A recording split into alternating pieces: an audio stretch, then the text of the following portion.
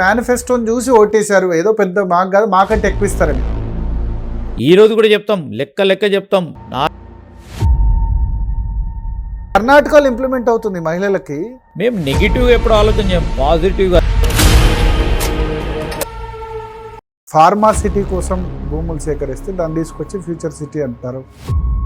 ఎవడో పనికి రానివాడు అట్లా మాట్లాడతాడండి. అది ఫ్యూచర్ సిటీ కాదు, 4 బ్రదర్స్ సిటీ. దాని విషయంలో నేను ఎట్లా మాట్లాడతా? బీసీ రిజర్వేషన్ 42% ఇస్తాను 17% ఇచ్చి మోసం చేశారు. ఇప్పుడు మీరు నన్ను ప్రశ్నించే ప్రతి ప్రశ్న కేటీఆర్ మాట్లాడింది, టీఆర్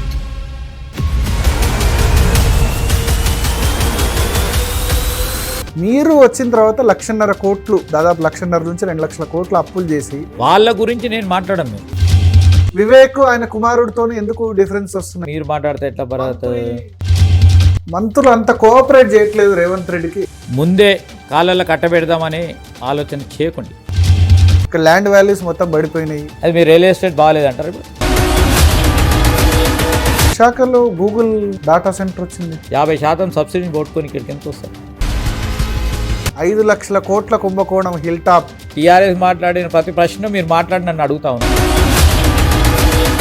పంచాయతీలో బీఆర్ఎస్ కంటే తక్కువ రిజర్వేషన్ వచ్చింది. ఆలోచన ఉన్నవారు ఉంటే వారి విధంగా మాట్లాడతారా? ఈ 42% లెక్క ఎట్లా వచ్చిందని అడుగుతున్నా. రావాలని రూల్ ఇక్కడ ఉందా?